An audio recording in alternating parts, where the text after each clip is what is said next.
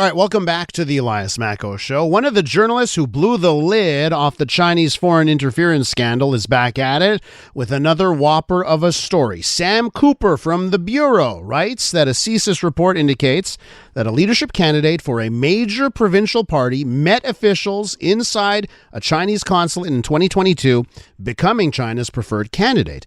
Canadian intelligence also says Chinese proxies tried to elect a federal party's new leader to get that party to turn around its anti-China stance. With more on this, let's go to Sam Cooper, founder and the first journalist over at The Bureau. Sam, welcome back to the program. Thanks for having me, Elias. So, listen, I mean, sometimes I say you're the guy who wrote the book on this, and you certainly have written a book on Chinese and the Communist Party of China and how they've infiltrated the West. So you've done that with your book, Willful Blindness. Tell us the latest here, Sam, and how you uncovered this story. Right. As you know, and everyone in Canadian media knows, that there were a lot of big stories in the past year about China's election interference, most of them focused on Toronto and the federal level. In the course of the past 2 years, I've collected evidence and intelligence. This is coming from sources which I'll be very vague because there are RCMP leak investigations. Mm-hmm. Sources in the intelligence community of Western nations are very concerned about what's going on in Canada. They're concerned that across the board, as this latest CSIS report from October 2022 indicates, candidates, not only election candidates at the federal level, are being targeted. Leadership, that is, people trying to run, the major political parties in Canada running for leaders, are being targeted before and after elections. So the key allegations here, the first one, I need to say, a candidate is not named, but a candidate that is called Candidate 3 allegedly met inside, in a surreptitious way, inside a Chinese consulate in Canada. And then, as you said, community proxies closely associated to the consulate then offer campaign support to the leader. Very carefully, I analyzed this intelligence and reported this story because it can't be confirmed who this alleged candidate is, but it can be confirmed that I narrowed it down to the Alberta United Conservative Party and the BC NDP Party were holding their leadership contest in the period explained by this CSIS case study. And so then I narrowed it down further, and the elected provincial official is described as such in the intelligence. The only person that fit that description in British Columbia is the now Premier, David Eby. He adamantly denied attending any such meeting, and his response indicated that he has not asked for any support from Chinese Communist Party affiliates. So that was published in the story. I then looked at the Alberta Conservative Party, and the party, again, adamantly said they do not know of any such meeting. So, Elias, I went further, again, narrowing down to these two cities, Vancouver and Calgary, that host Chinese consulates. I looked at the evidence and found the Vancouver Chinese consulate for years, according to other CSIS documents, according to other reports, has been very involved in election interference. It's no secret that Richmond MP Kenny Chiu was the target of very strong disinformation through WeChat in 2021. This tends to perhaps point to the Vancouver Chinese consulate with this allegation. Again, let me stress, Premier David Eby says no involvement. I'll end my answer to your first question here. I looked further, and I can report with 100% confidence Premier Eby's campaign has received, according to Chinese media reports, support from entities that can be linked to the Chinese Communist Party.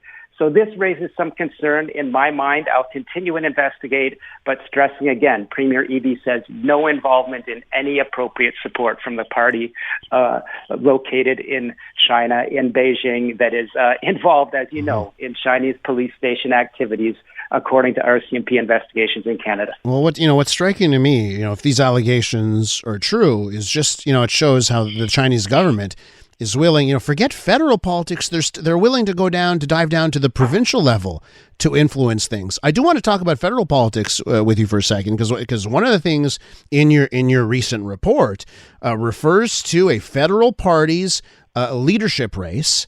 And, again, you sort of have to do process of elimination. Can't be that many options here. Tell us about that. What do sources say on that front?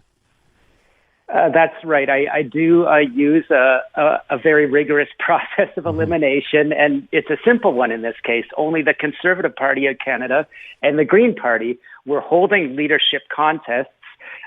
So I went to the Conservative Party with the allegations that a proxy of China wanted to help elect the new leader of a federal party that was perceived as being anti-China and perhaps being influenced by the group Falun Gong, which China views as one of the so-called their 5 poisons that threaten the Chinese Communist Party.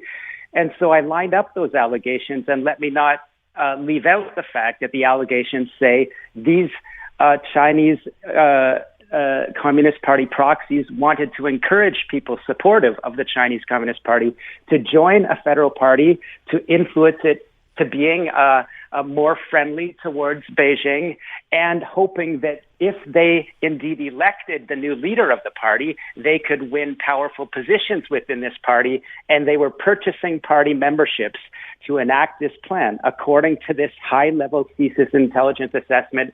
And so, yes, I talked to people inside the Conservative race that said these allegations fit what they believe happened in the 2022 Conservative race. Remember, no one is denying that Aaron O'Toole was targeted in Chinese interference. He stood up in Parliament and said CSIS told him so. We know that a Chinese community group stood up in late 2021 after the last federal election and asked for Mr. O'Toole to step down, saying that he offended Chinese Canadian voters. And so when I lined up the allegations, the probability that they refer to China's trying to elect a new Conservative Party leader are very, very strong possibility. I should say right here that the party says they're not aware of the allegations. They take strong measures to vet purchases of party memberships. And they stress that the current leader, Pierre Poilievre, will continue to speak out against Beijing interference, is what their answer said. Now, Sam, just to wrap up this interview, I want to know, is the jig up for China now? These stories from past years, and now the lid got blown off of this, and now Canadians are aware about Chinese foreign interference. Have things changed? Do you have any indication that now this kind of stuff has at least, everyone's aware and is trying to ward off this kind of interference? Well, a major point of the story was that we do have this current inquiry from Justice Marie-Josée Hogue. And we haven't heard much about how that inquiry is going. I guess we will in 2024. But a key point of the story, a number of politicians, including Mr. O'Toole, told me, look, this is focused only on the past 2 federal elections. My story on CSIS intelligence points to support of a Canadian mayor with clandestine funding, points to support of a provincial party leader, efforts to elect a federal party leader. None of that would be covered in our current foreign interference inquiry. That's a major gap.